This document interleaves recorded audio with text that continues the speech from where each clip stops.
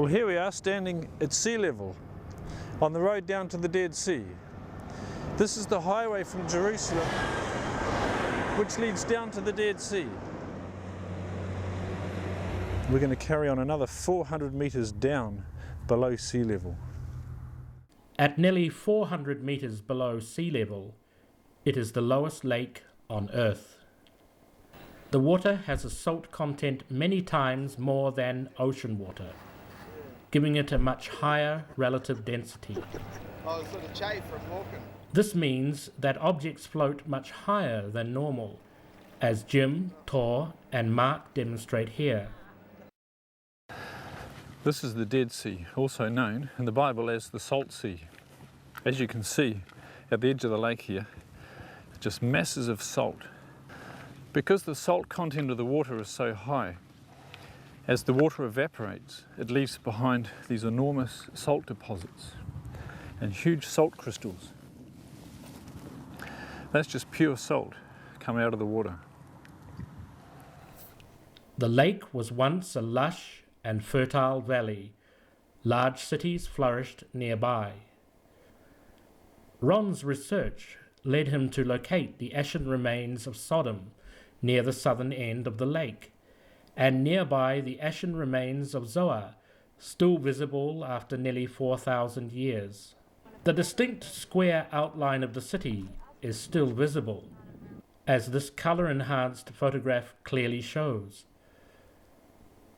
The square shape is what one would expect to find, since ancient cities were often built within a square boundary of defensive walls. So you have to run from that. Erosion from wind and rain means that virtually nothing recognizable remains.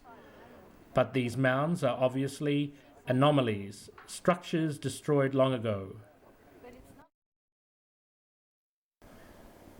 The best preserved remains found by Ron are below Masada.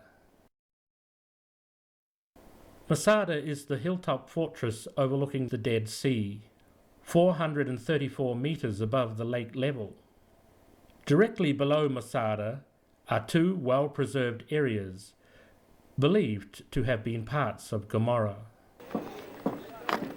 When viewed from Masada, it's obvious that time and weather have eroded these remains as well, but the remains stand out quite stark from the surrounding desert.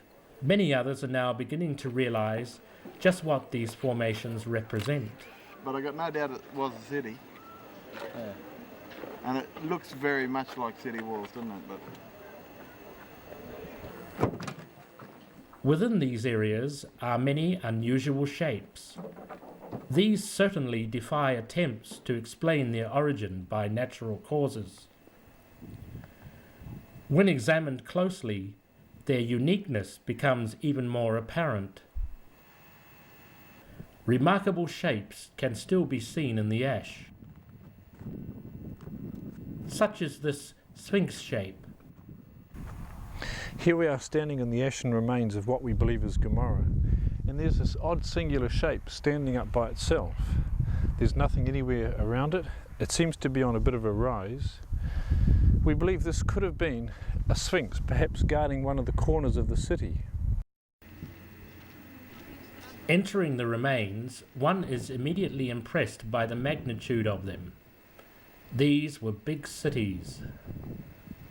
Prior to the destruction recorded in the Bible, a large population had flourished here for some time before the sudden destruction came. Recent findings reveal just how large that population was. The ancient Canaanites buried their dead, and archaeologists across the valley from this site have found huge Canaanite burial grounds. Conservative estimates put the number of these graves at well over 1 million. It's fallen down from up high, and that's quite hard. The remains consist largely of calcium sulfate. Calcium sulfate is a byproduct when limestone is burnt with sulfur. This is exactly what one would expect to find.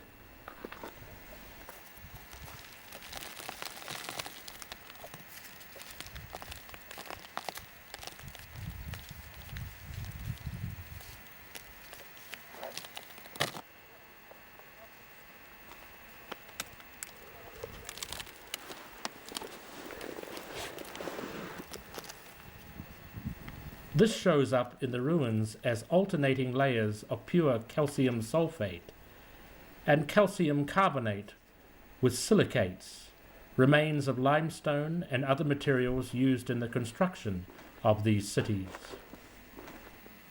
And very much like ash. Whereas the white layers remained fairly hard. Bizarre. It feels like, well, icing sugar or something. Yeah. You don't get that from river flows. No. It's just incredible.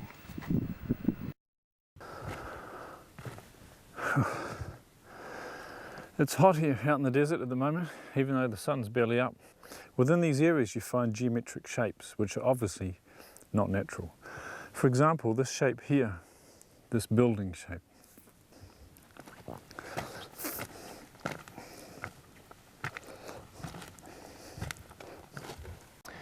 Here in the ashen remains of Gomorrah we find exactly what we'd expect to find if this was indeed an ancient city.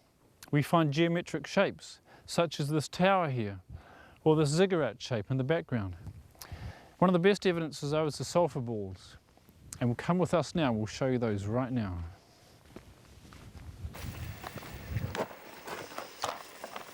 Are they all along the same line? Yeah, it looks like it.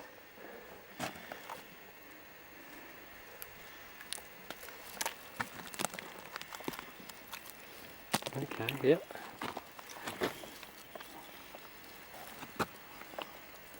Yeah, a little ball, and there's a few there. And they're just sitting in the layers of straight ash.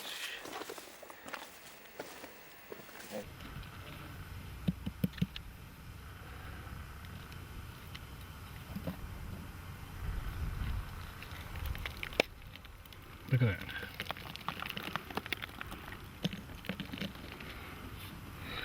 That is pure sulfur. The brimstone has been tested and proves to be extremely pure elemental sulfur combined with small amounts of magnesium.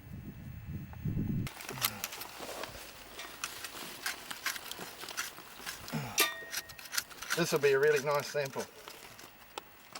In fact, it's so pure it burns very, very easily, as Aaron demonstrates here. Oh, that's strong. The fumes it gives off can be overpowering. Whoa! You have to go back to the Bible and check. Yeah, what would that be? It's in the Bible that it will be an eternal fire, and here's the proof. It's still burning. Yeah. It will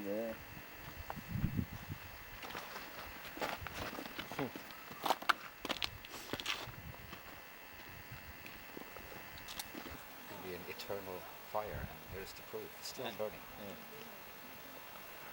The Bible describes 5 cities that were destroyed, and to the north of the Dead Sea is another of the sites identified by Ron.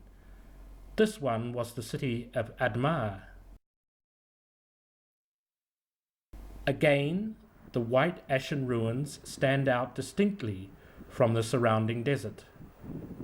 This area smells of sulfur, yet there is no geothermal activity here.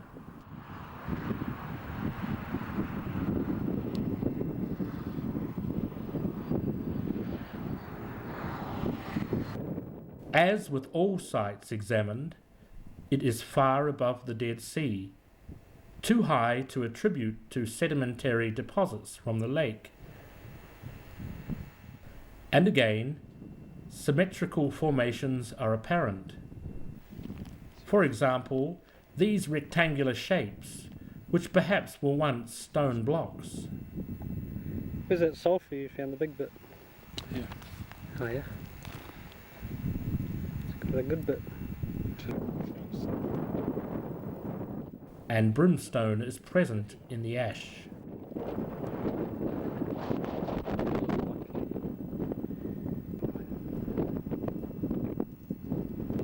Another lump of carbon. And here charcoal can be found in the ash also.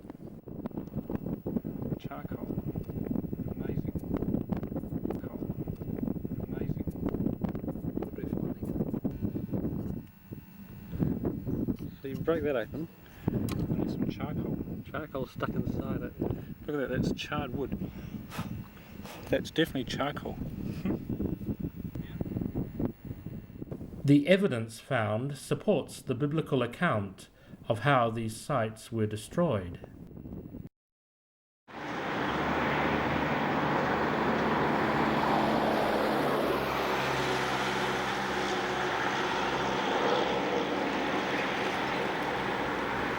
The next step was to have these samples analysed to determine their exact composition. The X-rays are harder than you want to stand in front of. But bombard the surface and all the atoms then absorb some of that radiation and release it, like fluoresce it at a certain wavelength. That can be totally crushed. Yeah. No, It's not. Okay. It can only be a sulfate. That test showed that the ash was a sulfate, a byproduct of a sulfur reaction, which is what we'd expect. The sulfur from the sites under investigation is the consistency of pressed powder.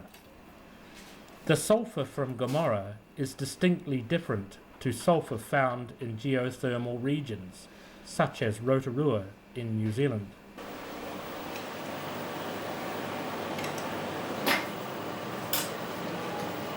We'd already begun the first scan of about 12, 14 scans. Takes into a vacuum chamber. It's this one here. Oh, okay. And this one will just sit here, pumping down. And it's going to come up by converting its intensities into concentration. The analysis revealed that the brimstone was almost pure elemental sulfur, typically about 98%, with a measurable amount of magnesium. The white ash is pure calcium sulfate. What stands out is how clean the samples are, with a conspicuous lack of trace elements. This is consistent with ash from an intensely hot furnace, exactly what one would expect to find from the account in Genesis 19.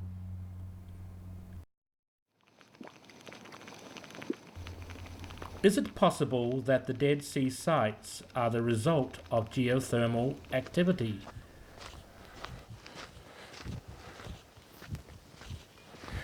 Sulfur is also found in geothermal areas, such as here, Rotorua in New Zealand. So how does the sulfur here compare with the sulfur we find at the Dead Sea sites? One can smell the sulfur in the air here. Sulfur from geothermal regions is usually no more than 40% pure and is never found in circumstances like that found at the destroyed cities. Here's a steam vent in the ground, and all the yellow colour around it is sulfur crystals forming.